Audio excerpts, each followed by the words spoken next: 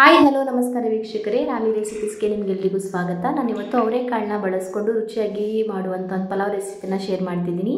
ತುಂಬ ಈಸಿ ಮಾಡೋದು, ಟೇಸ್ಟು ಚೆನ್ನಾಗಿರುತ್ತೆ. ಒಂದು ಅರ್ಧ ಬೌಲಷ್ಟು ಕಾಯಿನ ಹಾಕ್ಕೊಂಡಿದ್ದೀನಿ. ಹಾಗೆ 1 ಇಂಚು ಶುಂಠಿ ಮತ್ತು 1 ಗಡ್ಡೆ ಬೆಳ್ಳುಳ್ಳಿ, ಅರ್ಧ ಈರುಳ್ಳಿ ಮತ್ತು ಅರ್ಧ ಟೊಮೊಟೊ, ಸ್ವಲ್ಪ ಕೊತ್ತಂಬರಿ ಮತ್ತು ಪುದೀನ, 2 ಏಲಕ್ಕಿ, 4 ಲವಂಗ, ಸ್ವಲ್ಪ ಚಕ್ಕೆ, 1 ಟೇಬಲ್ ಸ್ಪೂನಷ್ಟು ಅಜ್ಕಾರದ ಪುಡಿ, 1 ಟೇಬಲ್ ಸ್ಪೂನಷ್ಟು ಧನಿಯಾ ಪೌಡ್ರನ್ನ ಸೇರಿಸ್ಕೊಂಡಿದ್ದೀನಿ. ಹಾಗೆ ಅರ್ಧ ಟೇಬಲ್ ಸ್ಪೂನಷ್ಟು ಓಂ ಕಾಳು. ಇವಾಗ ರುಚಿಗೆ ತಕ್ಕಷ್ಟು ಉಪ್ಪನ್ನ ಸೇರಿಸಿ ಇದನ್ನು ನೀಟಾಗಿ ನುಣ್ಣಾಗಿ ರುಬ್ಕೊಂಬರೋಣ. ನೋಡಿ, ಈ ಮಸಾಲೆನ ರುಬ್ಕೊಂಬಂದಿದ್ದೀನಿ. ಇವಾಗ ಪಲಾವ್ ಮಾಡೋದು ಹೇಗೆ ಅಂತ ತೋರಿಸ್ತೀನಿ. ಒಂದು ಸ್ಟವ್ ಆನ್ ಮಾಡಿ ನಾನು ಒಂದು ಕುಕ್ಕರ್ನ ಇಟ್ಕೊಂಡಿದ್ದೆ. ಕುಕ್ಕರ್ ಚೆನ್ನಾಗಿ ಬಿಸಿ ಆದಮೇಲೆ 1-2 ಟೇಬಲ್ ಸ್ಪೂನಷ್ಟು ಎಣ್ಣೆನ ಹಾಕ್ಕೊಂಡಿದ್ದೀನಿ. ಬೇಕಾದರೆ ತುಪ್ಪ ಸೇರಿಸ್ಕೋಬೋದು.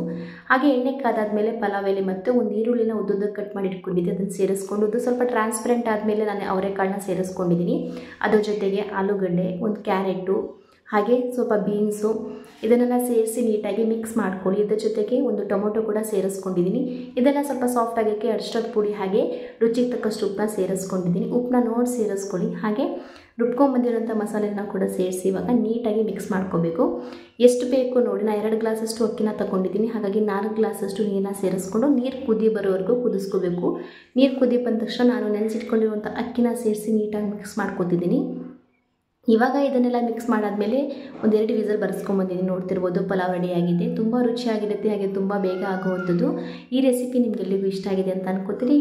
ವಿಡಿಯೋ ಇಷ್ಟ ಆದರೆ ಲೈಕ್ ಮಾಡಿ, ಸಬ್ಸ್ಕ್ರೈಬ್ ಮಾಡಿ ಚಾನಲ್ನ. ಹಾಗೆ ವಿಡಿಯೋ ನೋಡೋದಕ್ಕೆ ಧನ್ಯವಾದಗಳು.